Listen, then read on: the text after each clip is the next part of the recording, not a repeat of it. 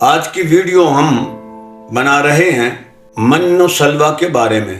قرآن مجید فرقان حمید نے اس کا تذکرہ فرمایا ہے۔ حضرت موسیٰ کلیم اللہ علیہ السلام جب فرعون سے نجات حاصل کر کے نکلے، 6 لاکھ بنی اسرائیل آپ کے ساتھ تھے، بنی اسرائیلی جو آپ میں سے تھے، آپ کی قوم کے لوگ تھے۔ فرعون سے نجات پا کے جب وہ مصر سے نکلے، فرعون کو غرق کر دیا گیا اور یہ لوگ خیر و عافیت سے مصر سے نکل گئے، سرزمین مصر سے نکل کے سرزمین شام میں داخل ہو رہے تھے۔ تو اللہ تعالیٰ نے حضرت موسیٰ کلیم اللہ علیہ السلام سے وعدہ فرمایا تھا کہ اب آپ کا اور آپ کی قوم کا مسکن سرزمین شام ہوگا، اور اسے سرزمین مقدس کا لقب دیا گیا کہ یہ مقدس سرزمین ہے، اب اس پر آپ رہو اور اسی پر آپ زندگی بسر کرو۔ حضرت موسیٰ کلیم اللہ کو ایک وعدہ بھی دیا گیا کہ جب آپ اس ملک میں آؤ گے تو قوم عمالقہ، اسے قوم جبارین بھی کہتے ہیں، اس قوم سے آپ نے لڑنا ہے، اور اللہ تعالیٰ نے وعدہ کر دیا کہ فتح آپ کی ہوگی۔ جب آپ نے اپنی قوم سے کہا کہ آپ کو ایک جنگ لڑنا پڑے گی قوم عمالقہ سے، اس کے بعد یہ ملک ہمارا ہو جائے گا ہمیشہ ہمیشہ کے لیے۔ بنی اسرائیل کی قوم نے حضرت موسیٰ علیہ السلام سے فرمایا کہ ہم تو یہاں بیٹھے ہیں، فقاتلا انا ہاہنا قاعدون، ہم یہاں بیٹھے ہیں، آپ اور آپ کا رب دونوں لڑو، جب فتح ہو جائے گی تو ہم اس سرزمین پر آ جائیں گے۔ یہ توہین تھی، یہ گستاخی تھی جو انہوں نے نبی کی شان میں۔ تو اللہ تعالیٰ نے اس کے بدلے میں اس قوم کو بھٹکا دیا اپنی منزل سے، اور مصر سے نکلتے شام میں داخل ہوتے ہی ایک 37 میل رقبہ پر ایک میدان تھا، اسے مقام تیہ کہتے ہیں، بھٹکنے والا میدان۔ اس میدان میں اس پوری قوم کو بھٹکا دیا گیا، اور وہ سارا دن وہ سامان اپنی پشت پر لاد کے پھرتے رہتے تھے، اور رات پڑ جاتی، رات کو سو جاتے، صبح ہوتی تو وہ ادھر کے ادھر ہی رہتے تھے۔ یوں 40 سال تک وہ لوگ اس مقام میدان تیہ میں وہ بھٹکتے رہے، اور وہ اس میدان سے نکل نہیں سکے تھے۔ اب جب اس میدان میں آ گئے وہ، تو اللہ تعالی نے ان پر پھر کرم اور کر دیا۔ اس قوم پر اللہ تعالیٰ نے اتنے انعام کیے، اس قوم کے اتنے لاڈ اٹھائے کہ جو بھی انہوں نے مانگا اللہ کے نبی نے اللہ تعالیٰ سے دعا کر کے ان کو دلوا دیا۔ مثال کے طور پر جب وہ مقام تیہ میں چٹیل میدان تھا، وہاں جب دھوپ پڑتی تھی تو انہوں نے موسیٰ علیہ السلام سے پہلا مطالبہ یہ کیا کہ یہاں تو دھوپ بڑی ہے، تو اللہ تعالیٰ نے بادل کا ایک ٹکڑا بہت بڑا ان کے اوپر لا کے پھیلا دیا۔ وَظَلَّلْنَا عَلَيْكُمُ الْغَمَامَ، اللہ تعالیٰ نے اس کا سورہ بقرہ میں ارشاد فرمایا ہے، تذکرہ فرمایا ہے کہ ہم نے ان پر بادل کا سایہ کر دیا، لہذا دھوپ سے وہ بچ گئے۔ وَأَنزَلْنَا عَلَيْكُمُ الْمَنَّ وَالسَّلْوَىٰ، اب وہاں چونکہ چٹیل میدان تھا، کھانے پینے کے لیے کچھ نہیں تھا، تو اللہ تعالیٰ نے ارشاد فرمایا کہ ہم نے ان پر من و سلوہ اتار دیا۔ من ایک میٹھی سویٹ ڈش تھی، وہ سفید شہد کی طرح تھی، یوں کہہ لیں کہ سفید شہد تھا، سفید رنگ میں۔ طلوع فجر سے طلوع آفتاب تک یہ درمیانی جو وقت تھا، اس پر ان پر کھانا، وہ دسترخوان جو تھا وہ ان پر نازل ہوتا تھا۔ جھاڑیاں تھی، وہ جو چٹیل میدانوں میں جھاڑیاں ہوتی ہیں، اس پر وہ آ کے چپٹ جاتا تھا، وہ من جو تھا وہ میٹھا، تو وہ لوگ وہاں سے اتار لیا کرتے تھے۔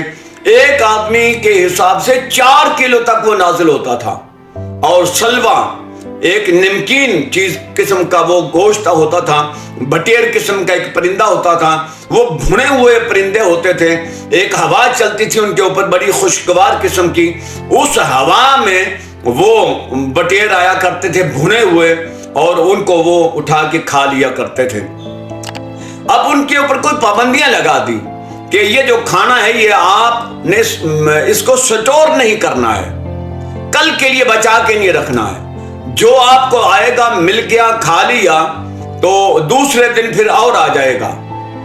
لیکن وہ کچھ ضعیف الاعتقاد لوگ تھے، انہوں نے ایسا کیا کہ وہ من و سلوہ انہوں نے کل کے لیے بچانا شروع کر دیا کہ پتہ نہیں کل آئے کہ نہ آئے، تو اس چٹیل میدان میں ہم کیا کھائیں گے۔ تو لہذا جو ہی انہوں نے نبی کی نافرمانی کی، نبی کے حکم کی نافرمانی کی، گستاخی کی، تو اللہ تعالیٰ نے ان کو یہ سزا دی کہ وہ جو انہوں نے بچا کے رکھا تھا، وہ جب صبح اٹھے تو وہ اس میں سے بدبو آ رہی تھی۔